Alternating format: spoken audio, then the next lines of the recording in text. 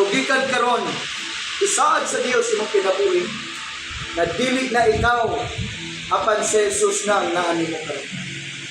Isaaran ka kinabuhi ka. Naatas kalibutan nga labihan kaayo kadanlo. Nakitas kalibutan nga daw ang kamatay karon left and right. Kamatay dito, kamatay dito. Krisis dito, krisis dito. Trahedya dito, trahedya dito. Iksuon ko higala. Kinumdumi nining matahong nga kagabion. Nagigugma ka pag-ayos sa Diyos. Mauni ang imong oras nga ikaw gitawag sa Diyos. Gitawag ka sa Diyos tungod kay buod siya na magamit ang imong kinabuhi. Buot pa ikaw musurrender ining kagabion karon. Wala ko nasayod sa imong kinabuhi, apan ang Diyos mas labaw siyang nasayod.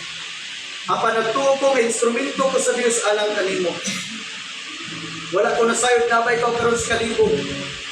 Nabay ikaw karon sa labihan nga pagduwa-duwa sa kinabuhi. Apan nakumingon nimo, ayaw duwa-duwa si Jesus.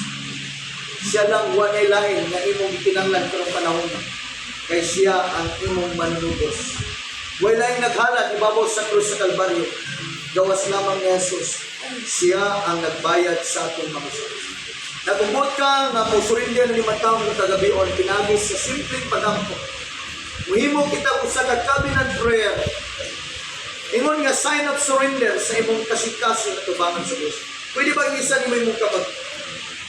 Ingon nga ikaw kinasikasin sa pagtugyan sa imong nahibilin ng kinabuhi. Siya ang tanan sa Jesus. Siya ang atong Ginoo, siya atong Diyos, siya atong manunubos. Ang Bible nagsulti, if you confess with your mouth that Jesus is Lord and believe with all your heart that Jesus raised from the grave, then you shall be saved. Now, karon nga moment, isugit nimo sa imong nabil. Nga si Jesus siya ang imong Ginoo.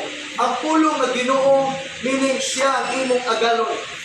Siya ang tag-iya sa imong kinabuhi. Nga karon rasa, kung buot ka nga musurrender, buot ka nga mukumitar sa Diyos, buot ka nga mga lagad sa Diyos nga sincero, karon ang oras sa imong paghimog sa gradong desisyon, lagikan karon utikan ka sa pagtuo sa pag-alagad sa Diyos. Nauban ka na ko nga pag-ampo igsoon ko higala. Uban ka na ko ayaw kaulaw, buhata sa kinasigtasin, diha sa imong pagtuo sa Diyos. Langit nun nga mahal. Akong balikon, langit nun nga mahal. Diyos nga magagahom sa tanan. Akong ginawat ang imong mensahe karong gabiunan. Nasayod ko Ginoo na ang imong pulong buhi o gamhanan nga modulot sa kinalagman sa akong kasingkaso nga nagsusi sa akong hunahuna o sa akong motibo. Nini nga kagabion Ginoo, akong isalig nimo ining nahibilin akong kinabuhi. Ako kang bituan o wala na lain gawas lamang nimo.